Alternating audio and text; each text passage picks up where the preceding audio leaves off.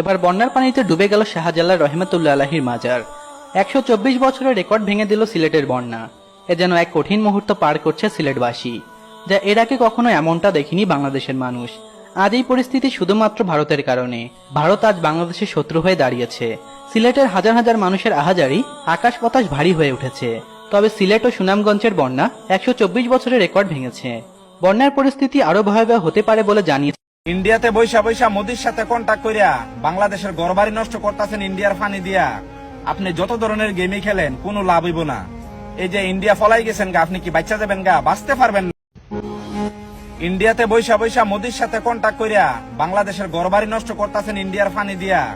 আপনি যত ধরনের গেমই খেলেন কোনো লাভ হইব না। এই যে ইন্ডিয়া ফলাই গেছেন গা, আপনি কি বাচ্চা যাবেন গা? বাঁচতে পারবেন না। আপনি যে বাংলাদেশের নিজের হে আল্লাহ, তুমি রহমত করো আমার দেশকে। ফেনী আর কুমিল্লার অবস্থা খুবই ভয়াবহ। অনেক জায়গায় যোগাযোগ একেবারে বিচ্ছিন্ন। কতটা বিপদে পড়লে মানুষ মসজিদের মাইকে মাইকে ঘোষণা দিতে পারে সবাই সবাইকে ক্ষমা করে দিবেন। যার ঘর তলিয়ে গেছে তার কাছে আজকে পুরো পৃথিবী অন্ধকার হয়ে গেছে। প্লিজ সবাই দয়া করে ওদের খোঁজ খবর নিন, ওদের পাশে দাঁড়ান। হে আল্লাহ, তুমি আমার বাংলাদেশের মানুষকে রক্ষা করো, সবাইকে হেফাজত করো। ইন্ডিয়াতে বৈশা বৈশা মোদির সাথে কন্টাক্ট করিয়া বাংলাদেশের ঘরবাড়ি নষ্ট করতেছেন ইন্ডিয়ার ফানি দিয়া। আপনি যত ধরনের গেমই খেলেন কোনো লাভ হইব না। এই যে ইন্ডিয়া ফলাই গেছেন গা, আপনি কি বাচ্চা যাবেন গা? বাঁচতে পারবেন না। আপনি যে বাংলাদেশের নিজের হাতে মানুষের খুন করে লাইছেন, আপনার নামে তো অনেক কমপ্লেন বাইর হইছে। প্রত্যেকটা হত্যাকাণ্ডের বিচার ইন্ডিয়া থেকে দৈরাই না খুব কঠিন ভাবে আপনারে করইব।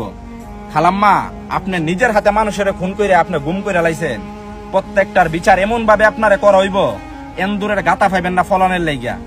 ফেরাউনের কিন্তু এই দুনিয়াতে অনেক শক্তি ছিল নাই, তো আপনিও কিন্তু ফেরাউনের কাতারে কিন্তু ফইরা গেছেন। ভালো থাকবেন। বাংলার জনগণ আপনারা অতি শীঘ্রই আনতেছে বাংলাদেশে, আইনা কঠিন ভাবে বিচার করা হবে। হত্যাকাণ্ডের বিচার প্রত্যেকটা আপনার কাছ থেকে নিবে। নদীরে তুই ভাঙলি আমার ঘর, তোর কিনারে থাকতাম তুই করলি আমায় পর। সকাল দুপুর সাঁঝে তোর কিনারে বসে, সকাল দুপুর সাঁঝে তোর কিনারে বসে